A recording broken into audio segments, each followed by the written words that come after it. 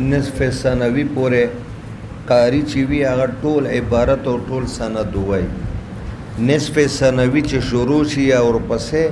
بیا حدثنا عبد الله بن يوسف الى اخره ان ابا هريره بیا به سندونه پاتې کېږي آغاز به وکړي بیا به الى اخره پکې وای. دا تا کم زدل تو واذان من الله ورسول الى الناس يوم الحج الاكبر دا خو موږ تاسو ویلو کړ ها امدا زیدا خزر ټیک شو اعلان د الله او د نبی د طرف د رسول الله اعلان دی الله اعلان د کنه د دې د طرف الى الناس يوم الحج الاكبر. يوم الحج الاكبر نه مراد موږ دا و چې د عرفه ورځ مراد او تاسو حجیو بعضو صحابه او ته منسوب کړی ده چې دینه د مینا ورځ مراد که عرفه شي نه هم د ذل حج دلته عظیمه اجتماع ده او کچې ته مینا شي لسمه د ذل حج دلته عظیمه اجتماع ده. خو راجحه داره چې دینه د عرفه الله پاک او د الله نبی د مشرکانو نه اعلان براءت کوي معنا تاسو سره چې زمون کومه معاهده وغه ختم شوه فإن تبتم فهو خير لكم.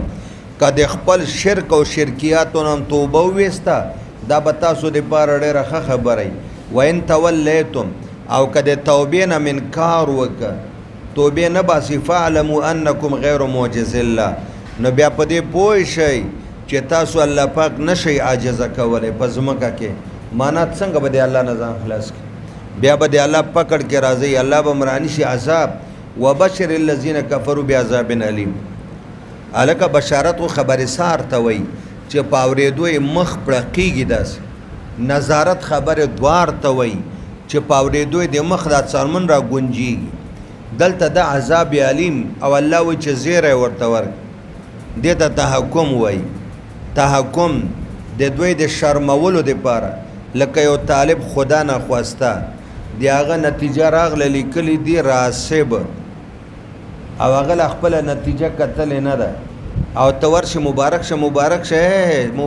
شه ته ممتاز راغله مبارک شه ته بسر پن راسب لیکلی اوس دا مبارکی دا کړي غم زیره دته تحکم وای یا بشیر مختصر المانی کې تاسو قاعده نه ویلې دا خبر سار ټکې د نه سار ټکې ته لری کا وبشر واخبر خبر ورکه چې خدای به دردناک عذاب ورکړي. اعلمهم وبه قال حدثنا عبد الله بن يوسف قال حدثنا ليث قال حدثني عقيل قال ابن شهاب اخبرني محمد بن عبد الرحمن ان ابا هريره رضي الله عنه قال بعثني ابو بكر في تلك الحجه في المهاجرين. تاسو ټول په خپلو کې د استادانو خلاف یو موټی کېږي ځکه دا باب ما پرون ویلې زما چا مو نه منلو چې د ویلې نه د ویلې ټول کل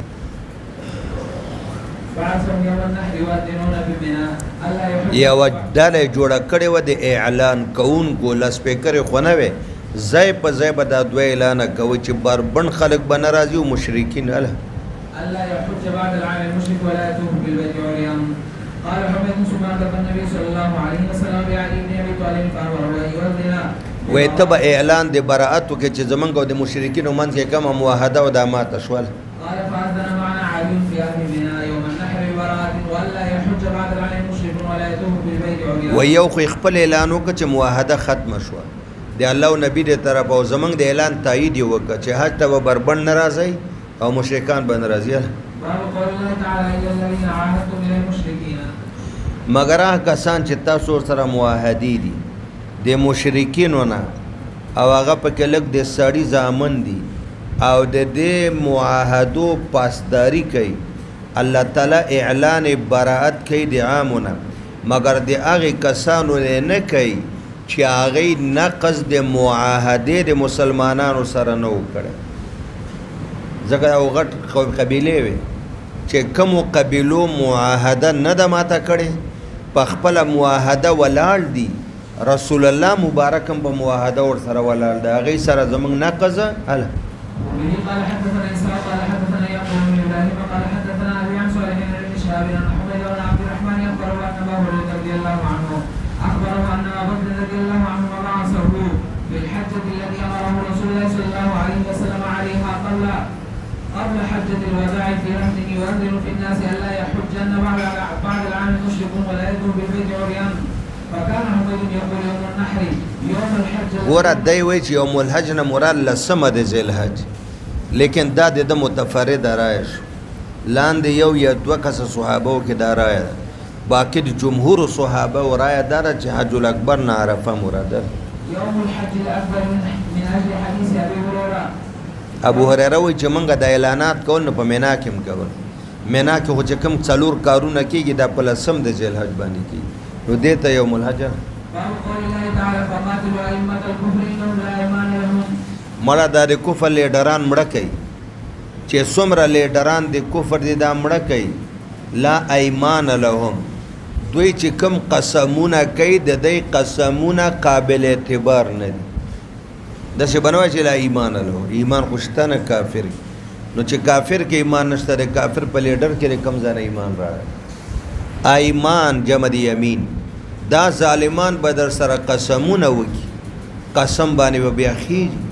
قسم به بیا ماتي دا مشران ورته مړه کوي د دې په قسمونو باندې او معاهدو باندې چې دینه پس باور ونه کوي وبه قال حدثنا محمد بن مسنى قال حدثنا يحيى قال حدثنا اسماعيل قال حدثنا زيد بن وهب قال كنا عند حذيفه فقال ما بقي من اصحاب هذه الايه الا ګوره مولانا صاحب د دې مستاق چې دي کنه ډېر کسان دي ابو جهل د ټولو نه غټ لیډرو ابو لهب غټ لیډرو عقبه غټ لیډرو شیبه غټ لیډرو ربیعه غټ لیډرو ولید او دا ټول غټ غټ لیډران نو څه په منافقینو کې و څه په مشرکینو کې و څه د مشرکینو نه په خپل مرګ مړه شول چا پکې ایمان راوړ لکه ابو سفیان غټ لیډر د کفر خو فتح د مکه کې خو اسلام قبول داسې یو نیم نور څه په بدر کې مړه شو ابو جهل سره او څه نور په خپل مرګ باندې په ذلت باندې مړه شوي دي فقال عربي انكم اصحاب محمد صلى الله عليه وسلم تفكرون على ندري فما بال هؤلاء الذين يقولون بيوتنا ويسرقون على قناه قالوا یو اعرابي حذیفه ابن یمان ته وایي وی حذیفه تاسو د نبی پاک صحابه تخبرونا اره خبر نه من خبروي خو دې باندې من پوي کې لا ندري فما بال هؤلاء الذين دا تاسو چې وایي چې قرآن وایي او تاسو چې د کفر لیډران مړه کوي نو تاسو خو نه مړه کوئ ولې ډېر خلک دي چې هغوی زمونږ کورونو ته راځي غلا کوي ینقرون بیوتنا زمونږ د کورونو دیوالونه سوري کوي تاسو داسې غلا لیدلې که نه دا کچه کورونه چې وي غریبانان دا بانډو دا خلک به وړي کې بهر صحن کې وده کوي نو غله راشي بهر نه دیوال سوری کې را دننه شي چې څه وي هغې لاره باندې ما خو شپاړس ولس کیسه داسې و بډبیره کې موږ اوسېدو نو هلته ډېر ښه خلک و ډېر ګڼ کور شپږ دېرش اووه دېرش کسان پکې اوړي کې به یې دا صحن کې کټونه واچولو دا ډنډې والا پکې به یې ولګول هلته بجلي نه تله عجیبه وخت او ټول کاروباریان وایي د شپې راغلي په یو لین شپږ ورونه او شپږ کمرې دي دا شپږ واړې په یوه شپه سوري کړي چې دا به څومره کسان ډاټسن یې راوستې ځکه وه چې هلته ټایرونه مل سهار بیا جمع نه ځم ورغلم ډېر خلک ور او دومره سوري پکې کړي چې یو سړی ښه په اسانۍ دننه کېږي او یو بکه څه چې راوباسي هغه د دې شپږو واړو کمرو نه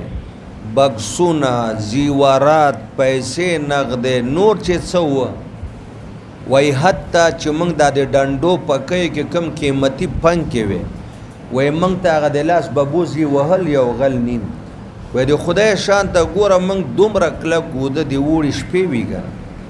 وای ببوزي وهلې دي 3 دانې د ډنډې والا نوي پکې دام په اوږه کړ نو چې سحر شو وای موږ را پاڅېدو اول خو کمرو ته چا خیال ده نو هم کته 3 پنکې نشته ولې دا پکې څه شول هلک دې کې کومه زنانه کمرې ته اواز وکړو ودې بادام ګل پلاره هله راشه کمره سورئ بل غاوه ښځې غږ وکړه ودې ګل بدین پلاره راشه که نه زمونږ شپږ واړه کمرې 12 بکسونه یې تېنه وړي ویې ویل چې ډېرې پیسې وې کالی پتری سونه مونه ده دا چل نو دا عربي وایي وی ډېر خلک راځي زمونږ د کمرو دیوالونه سوري کوي د شانه ویسرقون اعلاقنا او اغلاقنا که اعلاق شي جمع د علق الګ قیمتي اشیاء ته وای کمره سوري کې او زمون قیمتي اشیاء موږ نه پټي او که اغلاق شي جمع د غلق جاندرا او چابي دوی زمونږ نه جاندرې او تاله او چابیانې پټې کې ورکولاو هغه خو تاسو مړه نه که قال حذیفه رضی الله عنه ورته وایي اولئک الفساق دا منافقین دي منافقین دې ته ائمة الکفر نه وایي ائمة الکفر مشرکین دي او دا کار چې کوي دا منافقین دي او بیا ورته څه وایي اولئک الفساق اجل که درته ووایم چې دا په فسق او په نفاق کې لیډران دي دا در سره منم خو لم یبقه منهم باقی نه د پاتې د دې منافقینو فاسقانو نه الا اربعه مگر څلور کسان دي او دا تاسو چې څوک بدناموي چې هغه بد اخلاق کوي یو پکې شیخون کبیر ډیر لوی بوډا ده او هغه لو شرب الماء البارد که سړی اوبه وڅکي یخې لما وجد برده نو دی په دې نه پوهېږي چې ما شنه کاوه وڅکله او که مې یخې اوبه وڅکلې یعنې تمیز بین الاشیا نشي کوی نو غلا به هغه څنګه وکړي دی عربي چې په کم منافق باندې ګمانو نو حذیفه ورته ویل چې ولې خدای بنده هغه خو دومره بوډا د بدبخت دومره چې هغه ته یخې د واورې اوبه ورکړې نو هغه په دې هم نه پوهېږي چې دا اوبه یخې دي که ګرمې دي نو په دې څنګه پوهېږي چې دا د شپې راشي در دیوال سوری کې و دا به څو نور منافقین یې باب قول الله تعالى والذين يكنزون الذهب والفضة ولا ينفقونها في سبيل الله فبشرهم بعذاب أليم کم خلق چې ذخیره کوي جمع کوي خزانه کوي سونا او چاندی او د خدای په لار کې نه لګي فبشرهم بعذاب الیم ګوره مولانا صاحب د دې نه یوه معنا ابو ذر رضی الله عنه واخیستې ده هغه مطلق جمع د مال حرامه ګڼي وایي چې نن دې څه وخوړل اووه دېسکل یو جوړ کپړې د دې نه زیاتې پیسې ساتل که زکات یې ورکوې که نه ورکوې دا حرام را بشي چې ابو ذر په دې خبرو پوره انقلاب راغی په شام کې مدینه کې او باقی علما وایي چې آیت خو نازل د په حق د یهودو نسوارو چې هغوی به زکات د مالیاتو نه ورکو ابو ذر حضرت معاویه ته م ویلی او حضرت عثمان ته معاویه رضی الله عنه د عثمان صاحب له طرفه شام کې گورنر ویلی آیت د مسلمانانو په حق کې نازل ده او د یهودو نسوارو په حق کې نو هغې ورته ویل چې دا وعید خو د هغه چا دپاره ده چې مالیات وي زکات نه ورکوي ابو ذر ورته ویل چې زکات ورکوي او بیا هم ډېر مالیات کور کې ساتلی دا ناروا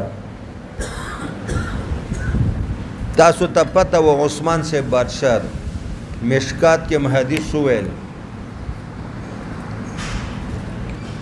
دې کې ابی ابن کعب اقرأ الصحابه حضرت عثمان سره دارالاماره کې ناست ابو ذر رضی الله عنه راغی دی ډېر معمر امسا ورسره حضرت عثمان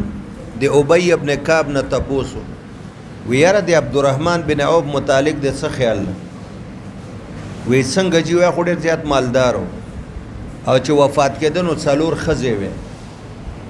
اولاد نه علاوه په 4 ښځو کې هرې ښځې ته 80,000 دینار رسېدلي هرې ښځې ته 80,000 هغه ورته ویل هېڅ خبره نه ده نو چې زکات یې ورکوو د خدای لار کې م لګولي زکات یې م ورکړی نو که دومره مال ته نه پاتې شوی چې بچو سره ښځو ته هم دومره نو دی کې خو څه ګناه نشته همدې سره په دارالاماره کې د حضرت عثمان امیر المؤمنین په مخ کې ابو ذر ودرېد او خپل امسا یې په دواړو لاسو ونیو او ابی ابن کعب یې پرې ووهه 2-3 ګزاره یې پرې ووهه ګوره هغه هم لوی صحابي ده دی وجد کې راغی چې تا څنګه وویلې چې دا یې ښه کار کړی په کار دا وه چې ابی ابن کعب وفات کېده چې د وفات نه پس روپۍ هم پاتې نه وی ټولې د الله لار کې لګولې هغه به جمع د مال حرامه ګڼله یو جوړ جامې نه دویمه به یې حرامه ګڼله ترکاري به چې چا یوې نه علاوه دویمه پخه کړه جګړه به یې ورسره کوله دا واقعیات دي موږ وایي چې دا د اهل کتابو حوالې سره مو د اهل اسلام هم کنز هغه مال ته وایي چې په بینک کې د ساتلی کور کې او زکات نه ورکوي وعید راځي چې دا به د قیامت په ورځ شجاع اقرع جوړیږي شجاع معنا اژدها پښتانه ورته خامار وای او گنجای په سر به ویښته نه دا به د ډېرو زهرو د وجې نه میدان حشر کې به بسې منډې وهي د شاله طرفه به راوخیږي په غاړه کې به هار غوندې جوړ شي او په دې ځایونو انا مالک وانه کن او چې د کمو پیسو زکات او حقوق الله یې ورکړي که اربونه روپۍ وي هغه د کنز په حکم کې نه راځي د جمهور رایه داره وایي قال حدثنا الحاكم بن نافع قال اخبرنا شعيب قال حدثنا ابو دينار ان عبد الرحمن الاعرج حدثه انه قال حدثني ابو هريره رضي الله عنه انه سمع رسول الله صلى الله عليه وسلم يقول يكون كنز احدكم وی با هغه مال جمع کړی شوی د یو د تاسو د قیامت پر چې دنیا کې مال جمع کړي او زکات نه یې ورکړي شجاعا خامار اژدها اقرا گنجای قال حدثنا قتيبة بن سعيد قال حدثنا جرير عن حسين عن زيد بن وهب قال مررت على ابي ذر بالرمزة قلت ما انت لك بهذه الارض قال والله چې ډېر ښکلي طالبان علماء کرام خدای پاک ښکلي مکې ښکلي مدینې ته سره زموږ مړه کار څنګه خو موږ مصیبتونه کوو که نه څه به کوو ربضه چې د مدینې منورې نه ډېره بهر ده شاړ ځای ده ونه نشته بوټی نشته اوبه نشته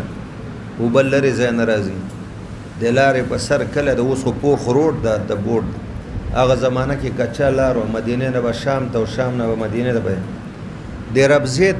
د ولېږي چا ته تپوس وکړه چې حضرت داسې خو ستاسو د اوسېدو نه ده او یوازې ستاسو دلته کور دلته څه کوئ ولې دلته راغلی وی زه حضرت عثمان دلته رالیږلی مدینه منوره کې دنه خلک تنګ شوي هر چا سره به جګړه کول دا دوه جوړه جامې دي ولې کړي پیسې دې ولې ساتلي ترکاري دې دوه ولې ځکه فتوحاتو نه بعد خلک پراخي راغله بیا لاړه شام کې د حضرت معاویه صاحب گورنري وه نو هلته خلک خبر شو چې د رسول الله صحابي راغلی ده نو ډوډۍ ورته شروع شو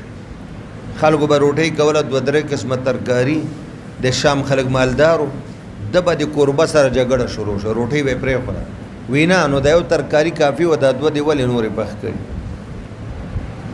پیسې چې چا به وویل چې ما سره پیسې دي وایي شابه زه د الله په لار کې ولګوه چې یو روپۍ هم پرې نه دی او جمع د مال حرام ده حضرت معاویه ورته چې وصیبه داسې مه وایه چې دا حرام ده وایي د آیات ته نه ګورې هغه ورته ویل چې دا خو هغه مال یادوي چې زکات یې ورنه کوي چې زکات یې ورم کې وساتلی دا حرام شام کې تېنه خلک ډېر تنګ شو معاویه صاحب ورته ویل چې واپس مدینې ته لاړ شي هغوی نه ځم بیا حضرت معاویه صاحب حضرت عثمان صاحب ته کس راولېږه په اس باندې ویره قربان یو احسان را سره وکړه ابوذر بیرته درو وړی چې د کمې ورځې نه راغلی خلک د ده د اعزاز و اکرام دپاره دعوتونه کوي دی جنګونه کوي او روزانه یې په دوو خبرو خلکو سره لانجه یې ګرځي یو په جمع د مال او دویم په د کپړو او په د خوراک په خپله یوه جوړه جامه و په ما یوه جوړه کې وفات شو رسول الله ورته ویلي مو چې ای ابوذره تموت تعیش فریدا و تموت وحیدا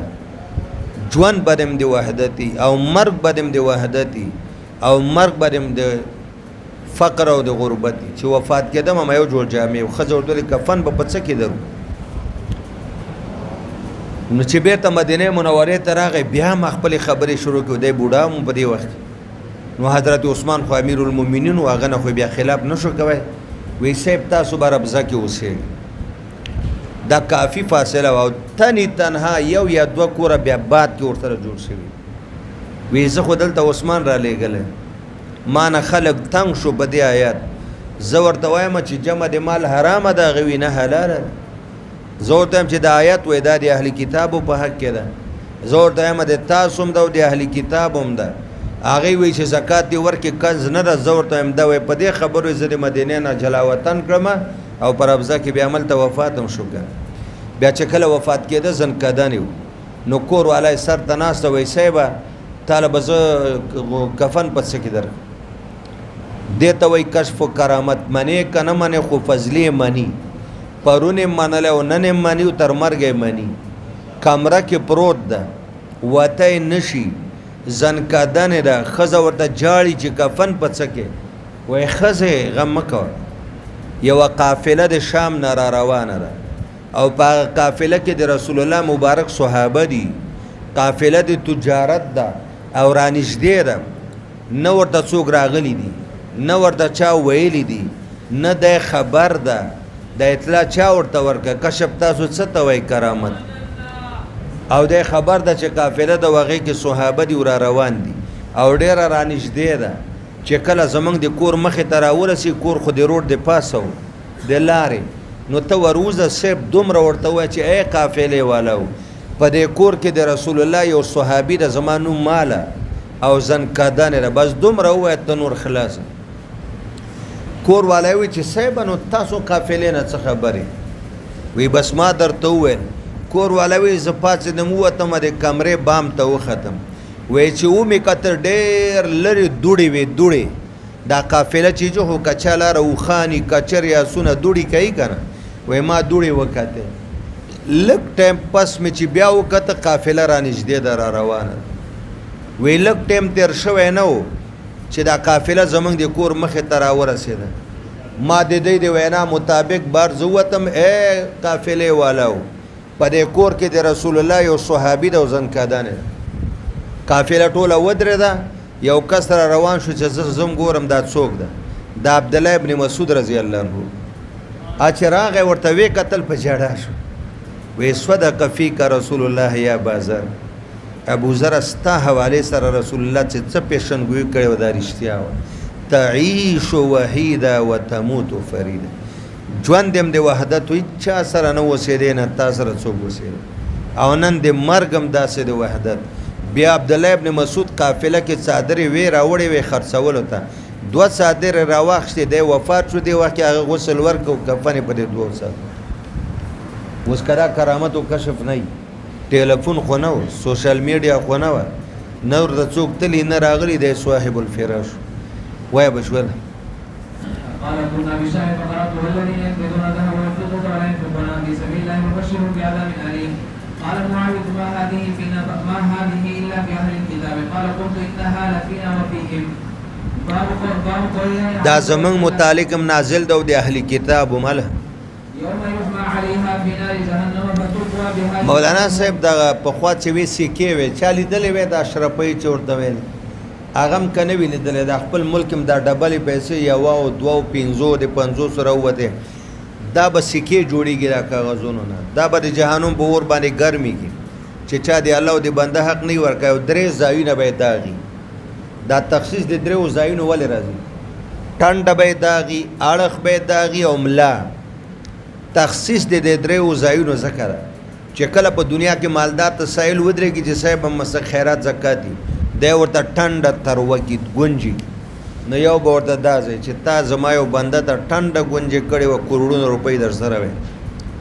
بیا چې سائل ورته بیا ووایي نو دی اړخ ورواړي نو اړخ به یې وداغي چې سائل ډېر دی الحاح کوي الحاف کوي مبالغه کوي تنګ شي نو سائل ته شا واړی لیدلم دي دا بعضې مالداران نو دا ټنډه به یې اول وداغي بیا به یې دا اړخ وداغي او بیا به یې ملا شه بس هذا ما كنتم لانفسكم فذوقوا ما كنتم تكذبون دا هغه مال د نو اوس عذاب سکی شه وقال احمد بن شبيب بن سعيد حدثنا ابي عن يونس عن ابي دا فذوقوا معنا به حقیقي نه کوي چې ذوق باللسان او بالفم اے برداشت کی وز دا عذاب برداشت کی قال خرجنا مع عبد الله بن عمر فقال هذا قبل ان تنزل الزكاه فلما انزلت جعلها الله ظهرا للاموال بچ کل آیات د زکات راغې لکه څنګه چې مانځ سره بدن د ګنا نه پاکيږي نو زکات سره مال د خیر نه پاکيږي باب قول الله تعالى ان عده الشهور عند الله 12 شهرا دا تاسو اول کې ویلو کنه چې عربو به انما زیادت نسیو په دې میاشتو کې به د ځان تغییر او تبديل کو او خاص کر د محرم په میاشت سفر ته به محرم ویل سکاله سفر د محرم په ځای راغلی سفر سره به داسې معامله کوله کم چې محرم سره کوله دې سره به یو کال میاشتې 14 کړې دی یو به 14 کې دی یو به 14 کړې په دې کې به د حج هغه میاشتې بدل را بدل شوې ذوالحج او ذوالقعده شوه دا د دې عادت ویل سکال به د ذوالحج په ځای باندې هغه د حج چې ده په محرم کې راځي محرم به سفري دا زیادت ده نسیه ده میاشت زیاتول کمول دا عادت خو د دې خلکو روانو د خدای شان ته وګوره چې حجۃ الوداع کې دا میاشت چې دوی حج ته روان شو مکه د حج میاشت و ذوالحج دې کې تغییر تبدیل چا پلار نشو کوي رسول الله مبارک اعلان و اے خلکا کم ورځ چې خدای زمکه اسمان پیدا کړي نور او سپوږمۍ پیدا کړي قمری حساب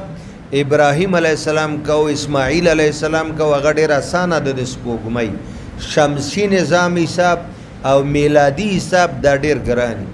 او د سپوږمۍ والا حساب ګوره زنانم پی پوي قمری حساب او سنت طریقم دار چې ټول کارونه باید په قمری حساب ګوره زکات من قمری حساب باندې ورکو د میاشت حج ته قمری حساب باندې زو روزه قمری حساب باندې راځي لیکن بیا په مدرسو کې هم میلادي یا افغانستان کې شمسی نو چې قمری حساب دا ډېره ښه ده نو بیا یې وفرمایل چې کال 12 میاشتې ده او ټولې په دې کې 4 د حرمت میاشتې دي 3 متوالی دي ذوالحج ذوالقعده او محرم یو پکې بعد الربیعین او بعد الجمادین ربیع اول ثانی جمادی الاولی ثانی ورپسې رجب دې کې به نور تاسو تغییر او تبدیل د ځان نه کال بیرته په خپل هیئت اصلي باندې راوګرځي هیئت اصلي څه ده چې دا به 12 میاشتې محرم نه به شروع کیږي 4 پکې د عزت او د حرمت میاشتې دي او د حج میاشتې هم 3 معلومې دي شوال ذوالقعده ذوالحج په دې کې تقدیم او تاخیر کمی او بیشی تر قیامت نور نه کیږي ذلك الدين القيم والقائم دغه دین به تر قیامت قائم چې دا کال 12 میاشتې ده او 4 پکې اشهر حرم دی الله وبه قال حدثنا عبد الله بن عبد الوهاب قال حدثنا محمد بن زيد عن ايوب عن محمد عن ابن ابي بكر رضي الله عنه عن النبي صلى الله عليه وسلم قال ان الزمان قد استدار كهيئته يوم خلق الله كهيئته على هيئته الاصليه پخپل اصلي هيئت او شکل چې په کوم ورځ خدای زمکه اسمانونه پیدا کړي او کال 12 میاشتې په هغه هيئت باندې بیرته راوغله السنه 12 شهرا منها 4 حرم 3 متواليات ذو القعده وذو الحجه والمحرم دا 3 متتابع دي او رجب مضر دا رجب ګور ربيع الاولى ربيع الثاني جمادی الاولى جمادی الثاني بسې او دې ته رجب مضر ولي وي په ټولو کافرانو کې مضر قبيله د مضر قبيله و هغه په دې نور اشهر حرم کې جنگ کو خو پر رجب کې بیان کول ورجب مضر الذي بين جمادى وشعبان الله فرق الله تعالى ثاني اثنين هما في الغار چې کله د دویم په دوو کې او په غار کې غار ثور صحیح ده جی او ویل چې ابو بکر ویل چې سیب د کافران را تاسو موږ دی الله بوزي غار ثور موقعیت حیران بشي وې سیب زی قدمونه وینم ابو بکر خدا صفاتون او حضور په سری خیر وې جی کله کې لاندې وکتنو موږ ویني او ته لا تحزن ان الله معنا فما ظنك باثنين الله ثالثنا اس قال لصاحبه لا تحزن ډارېږه مړه الله سره الله زمنګ ناصر ده حافظ ده مددگار ده موږ به الله ساتي دلته دا مسله را لسانی اسنین مراد ابو بکر شو اس قال لصاحبه نه مراد ابو بکر شو معنا نه مراد معیت د نصرت دی الله مدد و نصرت را سره ده ته پر سکون او کافران موږ ته پټه تکلیف نشي را کوي ګوره خبره ابو بکر اوري قدمونه ویني لیکن دومره الله تعالی وړاندې کانه کړ چې لاندې وګوري الته کاونټر الته جولاګي کاونټر زاله جوړه کړه انډه واچولې د غار خله کې جولاګي کور کافران وای کدل ته وینو د جولاګي کور به ورانو کدل ته وینو کاونټر جاله څنګه چولې دا اسباب د تحفظ دي بظاهر عالم اسباب بل مسله چې دل تراغ لغه صحابیت دی ابو بکر چې دا په نص صریح د قران باندې ثابت منکر ته نه کافر او کته وای چې دلته خو تعین دی ابو بکر نشته ثانی اسنین ذکر کړی دی ابو بکر نامه خو نشته کنه اس قال لصاحبه صاحب ذکر کړی دا اصحاب جمع ده صحابیت ثابت ده نو ابو بکر څنګه تاسو خاص کوي منګ وای ګوره دلته صاحب ذکر ده ثانی اسنین ذکر ده اجماع د محدثین راغله ده اجماع د اهل سیر راغله ده چې په غار ثور کې رسول الله سره ابو بکر او بل صحابي د دې واجب نه منګ وای چې د ابو بکر ده معنا ناصرنا سكينة فعيل من السكون وبه قال حدثنا عبد الله بن محمد قال حدثنا حقان قال حدثنا حمام قال حدثنا ثابت قال حدثنا انس قال حدثني ابو بكر رضي الله عنهما قال كنت مع النبي صلى الله عليه وسلم بالغار فرايت اثار المشركين قدمونه د مشرکین مې ولیدل قلت يا رسول الله لو ان احد رفع قدمه رانا قال ما ظنك وایجی کله کې ناستو راوي کته مونږ وینیال قال ما ظنك باثنين الله ثالثهما وبه قال حدثنا عبد الله بن محمد قال حدثنا ابن عيينة عن ابن جريج عن ابن ابي مليكة عن ابن عباس رضي الله عنه انه قال حين وقع بينه وبين ابن الزبير قلت ابو الزبير وامه اسماء وخالته بچه دا لګ غونډه او د سه پیچیده غونډه روایت د لګ ورته وګوري ځان په پويږي ښه ابن جریج روایت کوي د ابن ابي مليكه او ابن ابي مليكه د ابن عباس شاګرد ابن عباس ته وایي چې کله واقعه راغله د داود ابن زبیر په منځ کې نو تاسو ته خو د دې خبرې ښه علم چې کله یزید د حضرت معاویه صاحب نه پس بادشاه د د سره نه بیعت عبد الله ابن عباس وک مدینه کې گورنر چې راولې نه ابن عمر وک او نه عبد الله ابن زبیر وک دیت لاړ المکه بیا کله چې حضرت د بنو امیه حکومت خلا قائم او بیا یزیدم وفات شو عبد الله ابن زبیر مکه کې بیا بیعتونه واخیسته شام او مصر او عراق او یمن د دملګری شو نو چا ابن عباس ته ویلې چې ته د سره بیعت نه کې ابن زبیر سره دیم تلو مکه ته هغه ورته سوي په جواب کې جواب ته ګوره حکیمانه جواب ورته وای ګوره یو د ابن زبیر فضیلتونه دي فضایل د ډیرو فضایل خاون دین از سترګ نشم پټولای اول فضیلت دا د ابوه الزبیر د عبد الله پلار زبیر د زبیر پلار عوام او زبیر لكل نبی حواری و حواری الزبیر رسول الله وی د هر پیغمبر مخلص یارانی زما ده دویم فضیلت و امه اسماء مور بیبی حضرت اسماء دی ابو بکر مشر لور ذات النطاقین ورتوی شاته براشی دریم فضیلت و خالت عائشه دی عبد الله خاله د مور خور عائشه بیبی ده دی عائشه خزه و د خورای ده څلورم وجد ابو بکر د مور له طرف نکي ابو بکر فضیلت څومره وجدته صفیه او نیای صفیه بیبی ده صفیه بیبی نیا د حضور ترور ده فقلت لسفیان نو دلتا دی وای چې ما سفیان ته ویل اسناده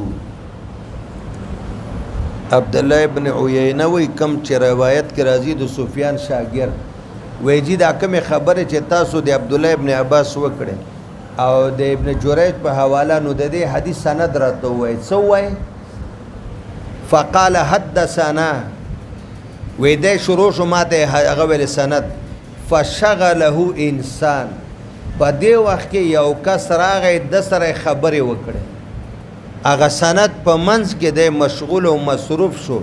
ولم يقل ابن جریج دلته خریت عن ابن جریج عن ابن ابي مليكه نه ده کنه وې د چې ماته دا ویل عبد الله وای چې ماته ابن عیینه دا سند ذکر کو دی وخت یو سړی راغی دی په خبرو نو هغه سند حدیث پاتې شو دا بل روایت وای قال حدثني ابو الله بن محمد قال حدثني يحيى بن معين قال حدثنا حجاج قال ابن جريج قال ابن ابي مليكه وكان بينهما شيء فغدوت على ابن عباس فقلت أتريد أن تقاتل د بیعت په معامله کې د ابن زبیر او د ابن عباس په منځ کې څه خبره وه چې کله هغه بیعتونه مکه کې ابن زبیر واخیسته وی زه لاړم ابن عباس ته ابن ابي ملیکه وی ما ورته ویل اتريد ان تقاتل ابن زبیر صاحب ته اراده لري چې عبدالله ابن زبیر خلکو نه بیعتونه اخلي ته ورسره جنگ وکړي بیعت خو ورسره نه کوي نو جنگ ورسره کوي اراده لري فتحل حرم الله دی خو مکه کې پروت او په حرم کې پروت نو کته ورسره جنگ کوي نو ته به د خدای د کور حرمت حلالوي نو معنا به حرمتي به د حرم کوي او په حرم کې خو قتال حرام ده نو کته ورسره قتال کوي نو ته به بیت الله به حرمتي کوي کنه فقال معاذ الله ان الله كتب ابن الزبير وبني اميه وی الله دې ما د بیت الله د به حرمتي نه وساتي عبد الله ابن عباس ورته وی ان الله كتب ابن الزبير وبني اميه محلين عبد الله رحمت الله علیه سمانه عبد الله ابن عباس ابن ابي مليكه ته سوي وی زه د بیت الله حرمت نه حلالوم مناسب حرمتي زه توره نه وچتم جنگ نکوم دغه جنگ خدای لیکلی ده په ابن زبیر او بنو امیه خاندان باندې صحیح شو د معاویه صاحب دی چې دی وخت کې کوم بادشاه ده او گورنر ده په شام او په مکه مدینه باندې دا جنگ خدای کوي دلته د بیت الله حرمت خدای حلالای به حرمتي کوي و انی والله او زه چې په خدای مې قسم لا احله ابدا ولا کتر مرګ د بیت الله به حرمتي وک بیت الله کې خدای جنگ حرام کړی د زینکم جنگ خو بنو امیه کوي چې دلته ور پسې راغلی جنگ خو ابن زبیر کوي چې ناس د بیعت اخیسته او د مکې گورنر محلین خدای دواړه دي زه خو قال الناس بايع لابن زبیر دی بیا وی ما ته خلق وی چې بیا بیعت ابن زبیر سره وکړه بیعت ابن زبیر سره چې جنگ نه کوي خو بیعت ور سره وکړه د بنو امیه په مقابل کې فقلت ما ورتل و اين بهذا الامر عنه دا الفاظ لږ ګران دي بشک ابن زبیر د خلافت حقدار او مستحق ده و اين بهذا الامر عنه او څلری خونه د خلافت د ابن زبیر نه بشک ابن زبیر د خلافت او گورنری حقدار او مستحق ده در ټکو د ګوري کنه قدم بم بیا خوېږي خدای دې نه کوي فقلت ما ورته ویل و اين بهذا الامر دا ته سوې ول خلافت ډېر غټ شه ده گورنری ډېر غټه ده ول دې لایق مستحق نه قسم په خدای چې دې لایق او مستحق وس دا چې زین کوم دغه وجه ورته شاته وای وس بیا فضیلتونه شروع کړ ګوره اما ابوه پلار دی عبد الله چې زبیر ده فحواری النبی دا رازدار دوست دی نبی علیہ السلام اے زما د شاه ګلانو تاسو پوښی آخری کسانو د پلار څوګو د نبی پاک رازدار لكل نبي حواري وحواري الزبير دا شو کنو وای خپلار زبیر د رسول الله حواری د یو یرید زبیر و اما جده نیکه د مور له طرفه فصاحب الغار اغه صاحب الغار والسفر والهجرت د ابوبکر یرید ابوبکر دا د ډیرو فضیلتونو خاوند و امه او مور فزات النطاق دا خاوند د کمربند و کمربند او بلکې راځي فزات النطاقین دا خاوند د دوو کمربندونو و دا کیسه دی اوریدلې دا چیرته واقعیا خدای پاکم ژوند دی لرو خلک دا سي چلته د عربو خزي دی چې واده شي او اول ځل بچی راوړي نو دی د املا په یو لوپاټه باندې اوس دلته خرڅېږي بازارو کې شکم بسته ورته وایي تاسو هم ښځو ته اخلي زمونږ زمانه خو داسې وه چې موږ په دې شیانو نه پوهېدو بیا د چې ښځه لس بچیان هم راوړي خېټه به یې لاندې زوړندېږي نه او چې شکم بسته او کمربند نه وي دویم بچي سره یې دا خېټه لاندې په عورت پرته وي بیا ښځې ته هم ډېر تکلیف وي او تا ته به هم ډېر تکلیف او چې شکم بسته او عورت د هغه نه ده کمربند نو خېټه به یې د لسو بچیانو سره هم داسې هیل ته به وایي چې دا پیغله ده لا بچی نه ده راوړی او بیا هم وایه سبحان الله دا څومره د خوند او د مزې خبره ده افسوس دا ده حکیمي نسخې هم درته ښیو خاص نکتې او لطایف خو تاسو بس څه وکړو نو الله دې رحم نو عربو به دا کمربندونو باندې ملا تړله ښځو نو حضرت اسما دولو پټو باندې ملا تړله د ډېره مضبوطه زنانه وه او بعضې وایي یو ولو پټه وه خو ډېره غټه وه څو وارې ته وکړه چې کله رسول الله هجرت کو د خپل کور نه چې جبریل راغی چې الله وی روان شه هجرت وکړه نو مخکې خو ابوبکر ورته ویل چې صاحب ماله اجازت وکړه زه مدینې ته ځم نور تنګ شوی وی صبر وکړه ما الله ته درخواست کړی ده په یو ځای د غرمې ټیم ده چې رسول الله مبارک دا څادر مبارک رومال نیم په سر اچولی نیم یې داسې کړی ځکه یو ګرمي وه او بل خطره وه مشرکه یوازې ځان ابوبکر کور لږ جدا ده چې دقه د لاړو نو هغې حیران شو چې په دې ټکنده غرمه و یوازې رسول الله دا خو کله نه نو چې څنګه راورسوي ابوبکره که څوک باراني مېلمانه د کور نه یې بار کوي د راز خبره وی نه چې یو د خواښې ده یو د کور والا ده او یو د خینه ده اسما وی ښه الله پاک ما ته جبریل راولېږه د هجرت اجازت وشو او هجرت به همدانن ستا د کوره شروع کېږي بیا اسما بیبي ته وایي چې هله بچی موږ ته د هجرت سامان برابر ابوبکر دوه خان مخکې اخیستي په 800 روپۍ باندې نو حضور ته وایي چې جی دا یو وخت مې تاسو ته اخیستی یو ځان وی ښه ما سره بیعه د تولیې وکړه بیعه چې په کم قیمت دی اخیستی هغه پیسې به وایي نه جی پیسې وی نه نه زه د بل په وخت باندې نه ځم و سوال داره چې ابوبکر پیټرول ژوند او مال قربان کړی او دلته وایي چې ستا اوخ باندې نه ځم وی دا ځکه چې هجرت په دې وخت کې مستقر عبادت او عبادت به په خپلو پیسو باندې کوي نو بیا 800 روپۍ ورکړې نو چې روانېدل د دې کور نه نو دې دپاره د سفر توخه او اوبه په مشکیزه کې وی کور کې دومره څه نه و چې موږ په هغې کې دا تړلي نو حضرت اسما دا د ملا کمربند را خلاص ناتواک کمربند اوس ورته شکم بسته وایي دا و چې نوي راغلي دا جرمن نه راغلي دي او هغه وخت کې کمربند به د لوپټو څادرو نه و یا به د خاون غټ څادر یا به خپله غټه لوپټه نو دا لوپټه راواخته سیر یې کړه دا چې کوم روایتانو کې نطاقین تسنیه سره راځي هغه دا ده دا لوپټه یې په منځ کې نیمه کړه په نیمه لوپټه کې ورته ستوان او کجورې او د وربشو روټۍ ټوکړې دا وتړل او په دا نیمه لوپټه کې ورته د اوبو چې کوم لوښی و هغه ورته وتړه په دې اسو نو ځکه دې ته زیات ذات النطاق د کمربند خاوند و مور او ذات النطاقین د دوو کمربندونو د کمربند شان ورود درته پته ولګېده وی دا د هغې ښځې بچی ده چې هغه ذات النطاق وه رسول الله و ابوبکر چې هجرت شروع کو نو دی د خپل املاک کمربند را خلاص که هغې کې ورته سامان او توخه د سفر وتړله یرید اسما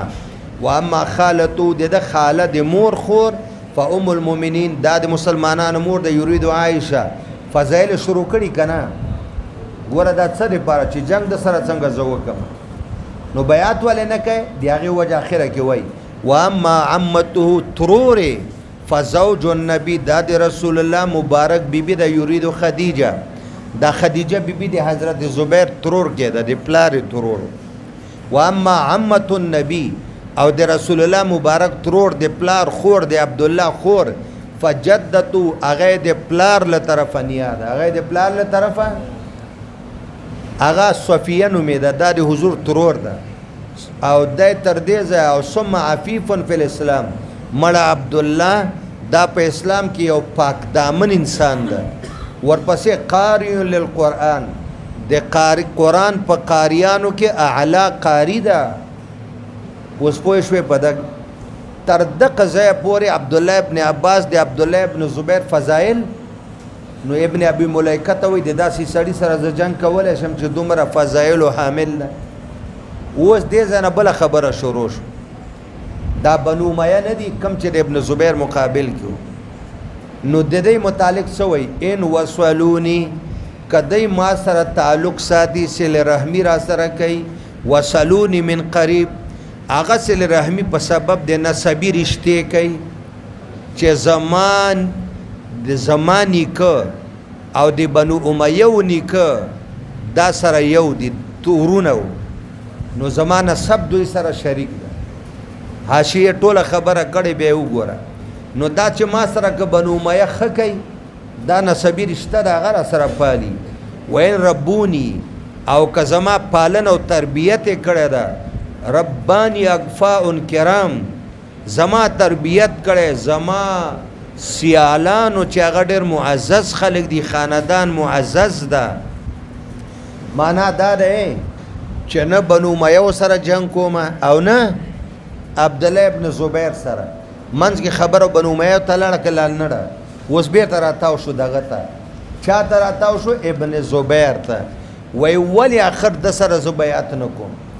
جنګ خو ځکه نه کوم چې دا 12 فضایل دي بنو امیه سره ځکه نه کوم چې هغې زما پالن او تربیت کړی ده. اوس پاتې شو د سره بیعت نه کول د هغې وجه داره فآثرت تویتات د تویتون جمع ده او تویتون تصغیر د توت ده. فآثرت تویتات د تویتون جمع تصغیر د توت د ترجیح ورکړي تویتاتو ته. دا ګوره عجیبه ټکي دی اوس یې درته وایم والاسامات والحمیدات دی عبدالله ابن زبیر ترجیح ورکړي تویتات اسامات حمیدات ته په موږ باندې ترجیح ورکړې ده. اصل کې دا درې قبیلې یو قوم د شیخ صاحب هغه نومېده بنو اسد. د بنو اسد لکه موږ وی ګورای مومن دا غټ قوم ده که نه ده دلته څوک شته مومن طالب بیا مومندو کې خویزی بیزی حلیمزی دویزی دا شاخونه دي که نه دي وړې وړې قبیلې.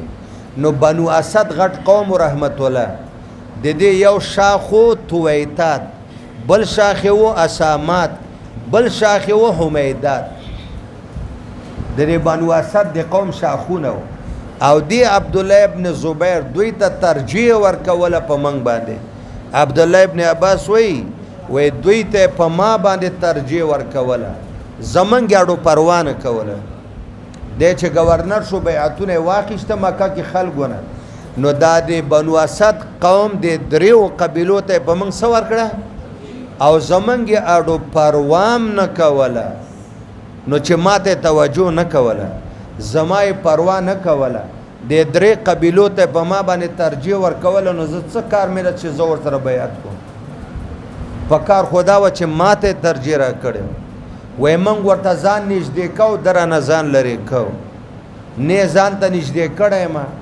نه خپل مشاور جوړ کړی یم نه را سره مشوره کړې ده نه ترجیح را کړې ده نه څه پروا زما کړې ده لہذا د دې وجې نه زه ورسره بیعت شرح صدر مو شو که نه جنگ ولې نه کوم 12 فضایل ذکر بیعت ولې نه کوم وجه ده چې دا درې قبیلو ته په موږ ترجیح ورکړی د هغې خیال ساتي زموږ نه ساتي د هغې پروا کوي زمونږه. اوس وګوره جي یرید ابطنا من بني اسد د تویتاتو اساماتو حمیدات نه مراد او وړې وړې قبیلې د بنو اسد قوم وې بنو تویت و بنو اسامه و بنو اسد. ان ابن ابي العاص برز الله ان ابن ابي العاص دا چې کوم گورنر په مدینه د یزیدیانو له طرفه او بیا مړو الکه دا حکم بن مروان ابو العاص د پیش قدمی کړی ده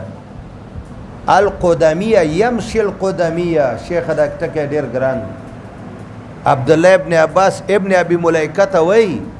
وې د ابن زبیر په مقابل کې ابن ابي العاص د مدینه گورنر د بنو امیه د خاندان یمشي القدمیه پیش قدمیه کړی ده. پیش قدمی موږ چاته وایو چې چا سره د جګړې د هغه په خلاف مخې ته ورځي او هغه مخ په شا رواني، هغه شاته ځي عقب نشیني کوي او ته ورځې د هغه ځای نه قبضه کوي. وې د مدینه گورنر د بنو امیه او ابن ابي العاص یمشي القدمیه هغه روان ده د ابن زبیر په خلاف پیش قدمی کړی ده، یعنی عبدالملک بن مروان د ابن ابي العاص وی د گورنر ده د پیش قدمی کړی ده. ټکی ډیر ګران دی ګوره احسان الله وانه لو ذنب جمیله ټکی ګران ده کنه هو ذنب ویل کیږي لکې ته څه دلته پیدا معنا نه کوي. یو حیوان چې کله زمری پسې منډه کی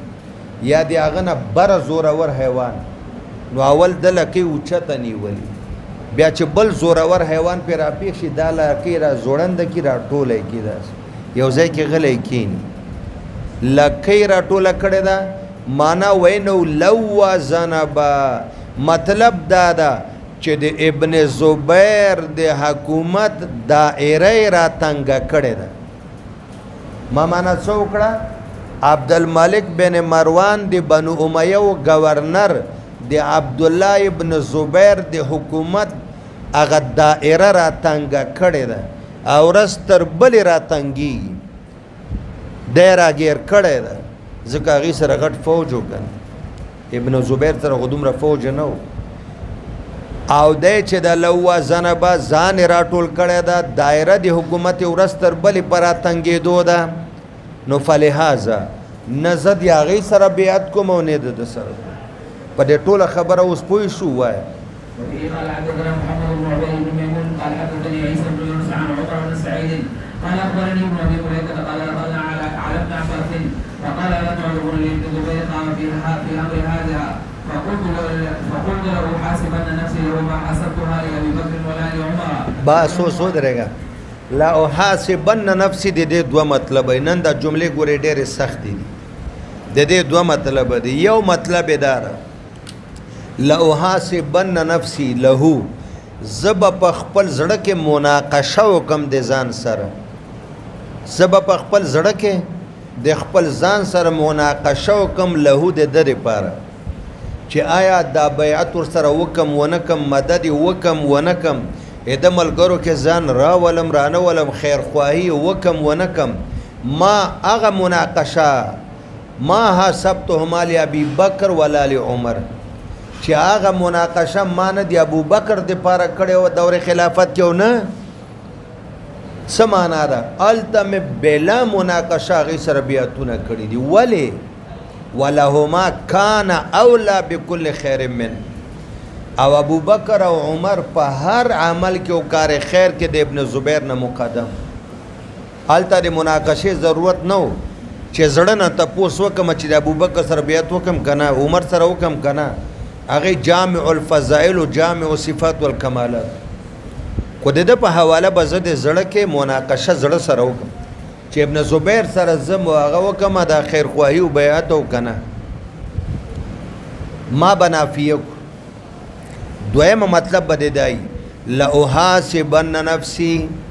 زه به محاسبه وکم د خپل نفس سره مناقشه له د دپاره ما هغه حاسبتهما لابي بکر ولا لعمر چې ما کومه د ابو بکر دپاره نه وه کړې د عمر دپاره معنا هغوی دپاره مې سوچ سمج نه و کړی او بیعتونه مې کړي وو د ده سره هم سوچ سمج ونه کم او بیعت ورسره وکم نو زه به اوس د خپل زړه سره مناقشه کوم دا ځکه چې عبدالله نه د ابو بکر شان ته رسي او نه د عمر شان ته. وقلت ابن عمة النبي صلى الله عليه وسلم وابن زبير وابن ابي بكر وابن اخي خديجه وابن اخت عائشه فاذا هو يتعلى عني ولا يريد ذلك فقلت ما كنت اظن اني اعرض هذا من نفسي فيدعو. اوس دا اخیری خبره درته راوړه اوس درته وایي دا زمانه ما چې دا اولا وقلت ابن عمة النبي د عبد الله ابن زبیر د رسول الله مبارک د ترور زوی و ابن زبیر د زبیر زوی ده او ابن ابي بکر د ابو بکر وصی ده و ابن اخي عائشه خدیجه د خدیجه الکبرى وراره یادېږي د عائشه صدیقه خوره یادېږي دا ټول فضایل په سر سترګو فاذا هو يتعلى علي عني و د اخري وجه ذکر کا چې زول بیات ور سره نکوم د دې ټولو باوجود هم يتعلى عني د اعراض کوي زمانہ ځان بره غني په ما باندې زه نظر انداز کړم ما ولا يريد ذلك او د اراده نه لري چې ما ځان ته نږدې کی د اراده نه لري چې ما ته توجه د اراده نه لري چې ما ځان سره مشاور کی فقلت ما كنت اظن اني ارز هذا من نفسي وای ما دا ګمانم نه کو چې د به زمانه اعراض کوي د به زمانه مخړی د به ما نظر انداز کوي نو فلهذا فيدعه وما اراه يريد خيرا وان كان لابد ان يربيني او ما دا خیال نو چې ابن زبیر نه د نور خلق خدي بلکې دته می فضیلت ورکو بنو امیه باندې او سره دې لئن يربيني بنو عمي چې زما تربیت او زما پالنه زما د تر زامنو کړي ده بنو امیه احب الی من ان يربني غيرهم پدیم خوشالم چې د تر زامنو می تربیت او پالنه کړي ده او نسبی رشتہ را سره پاللی بل چا نه دي و د ټولو باوجود ما ترجیح دته